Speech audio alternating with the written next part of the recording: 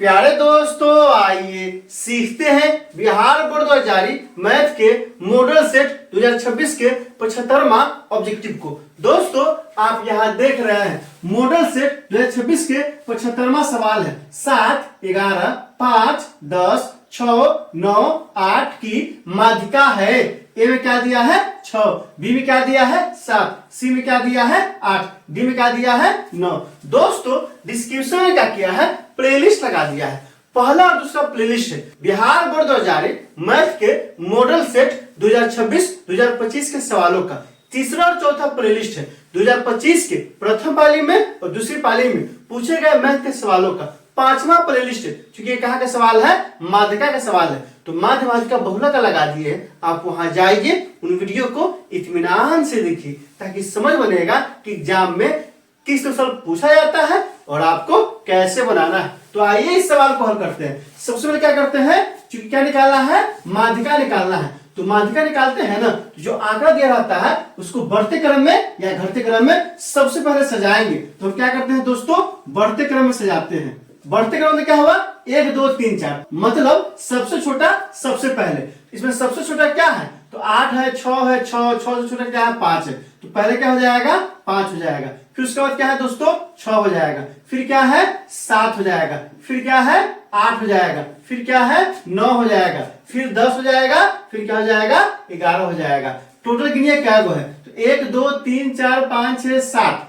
1, 2, 3, 4, 5, 6, 7। 1, 2, 3, 4, 5, 6, 7। यहाँ क्या हो गया दोस्तों, n बराबर आंकड़ों की संख्या कितना हो गया, 7 हो गया। अब यहाँ चूंकि क्या निकालना है, माध्यिका ना, यहाँ लिखेंगे चूंकि n का मान क्या है, विषम संख्या है, इसलिए माध्यिका बराबर क्या हो जाएगा, माध्यिका बराबर क्या सूत्र होगा, n + 1 बटा में 2 वा चर। आप यहाँ ध्यान दीजिए, आपको ध्यान क्या देना होगा, क्योंकि n की संख्या क्या था, विषम था, लेकिन n की संख्या सम भी तो आ सकता है। अगर सम आएगा तो इस फॉर्मूला का इस्तेमाल नहीं होगा। यह किसमें इस्तेमाल होगा, सिर्फ और सिर्फ विषम संख्या में। अगर सम होगा तो कौन सा फॉर्मूला इस्तेमाल करेंगे, इसके लिए आपको क्या करना होगा, प्लेलिस्ट में जाना होगा और प्लेलिस्ट में देखना होगा माध्यिका का जितना भी सूत्र है और उसमें सवाल बनाए हुए हैं एग्जाम्पल के साथ। आप उन वीडियो को देख लीजिए, आपको अच्छे से कंसेप्ट क्लियर हो जाएगा। फिलहाल हम लोग समझते हैं। तो दोस्तों, माध्यिका वाला क्या होगा, n + 1 बटा में 2 वा चर।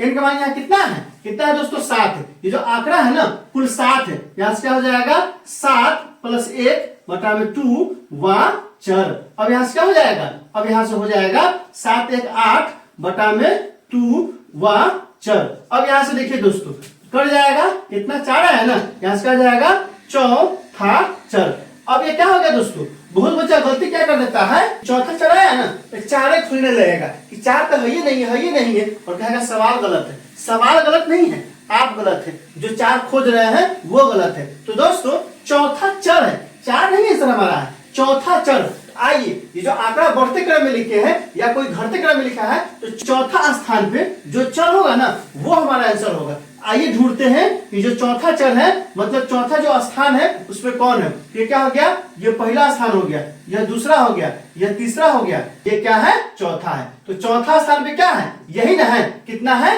8 है। इधर से गिनिएगा तो चौथा आ जाएगा, 1, 2, 3, 4 आया ना चौथा जगह पे, ये कितना है, 8 आ गया है। तो हमारा आंसर क्या होगा दोस्तों, हमारा आंसर 8 हो जाएगा। अगर यही सवाल 2 नंबर में रहता, क्या लिखते अतः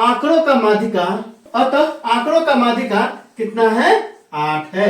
यही क्या है, हमारा आंसर है।